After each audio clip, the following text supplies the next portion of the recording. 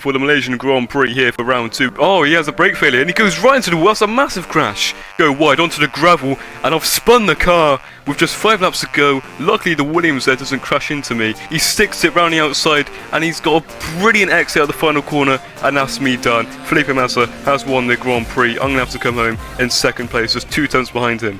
Hello everyone and welcome to round 3 of the 2008 career mode as Robert Kubica for this championship. I'm in P2 here, as you can see, the championship standings from the last race.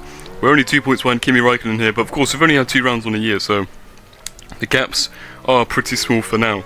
As we go into the final flyaway round of the year, well, before the European season.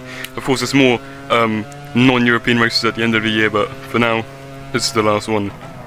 Here the constructors, sorry by the way, I've literally just recorded this video and I realised my microphone was on mute, so I've wasted 10 minutes of my life, which I'm not very happy about that.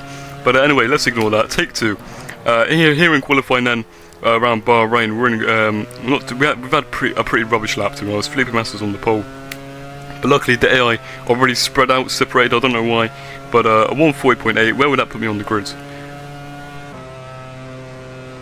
Hello there. The weather, as so often is the case here, is just wonderful.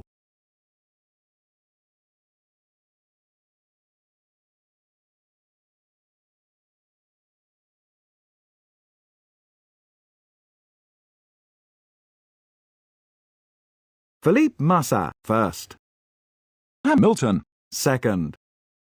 Kimi Raikkonen just managed to get the edge over his championship rival. He starts from third. Trulli fourth.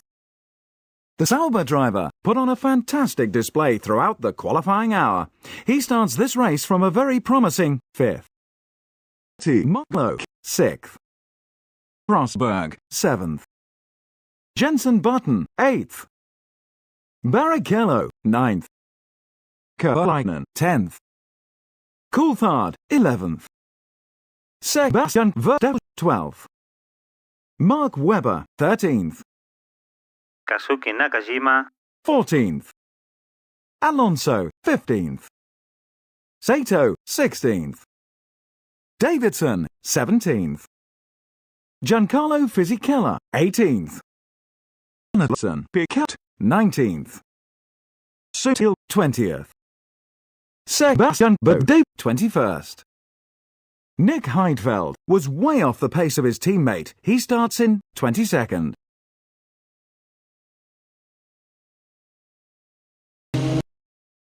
Here we are then on the grids for the Bahrain Grand Prix 2008 for Robert Kubica in this career mode. Here we are then, 5 red lights.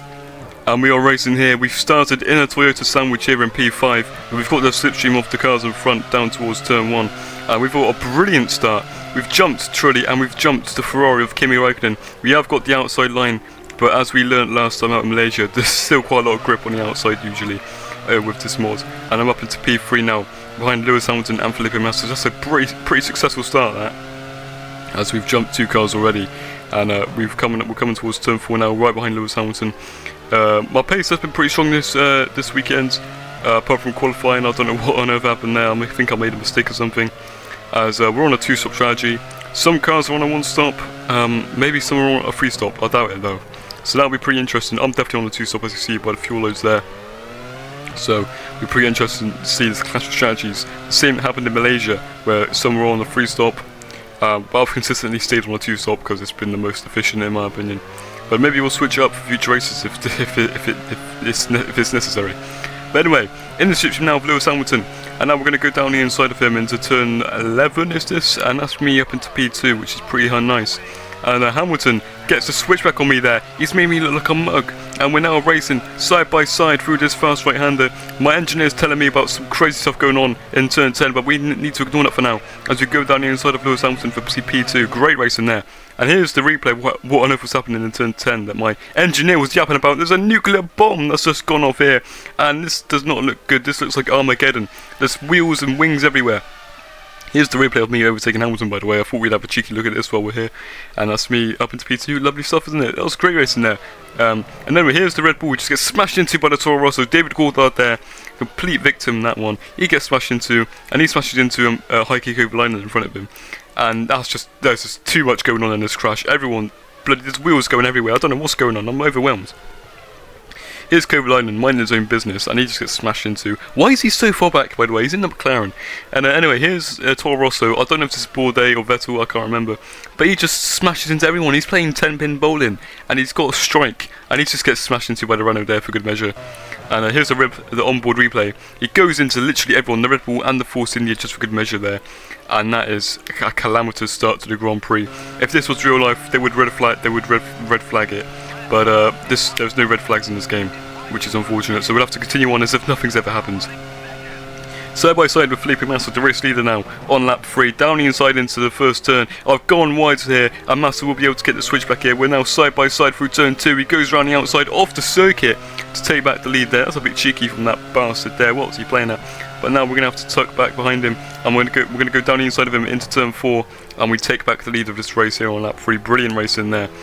As good stuff. We now got the lead of the race, and we've got good pace. I could be on for my first Grand Prix win here. We came 3rd in Australia, we came 2nd in Malaysia, and in round 3 could it be the number 1 spot for me, Robert Kubica here. As now we're coming into the pits now at the end of lap 9 for the first of my 2 pit stops. Not much happened in the stint, so we just skipped on to the first stop. Where am I going to come out? Massa wasn't that far behind, only a few seconds I do believe.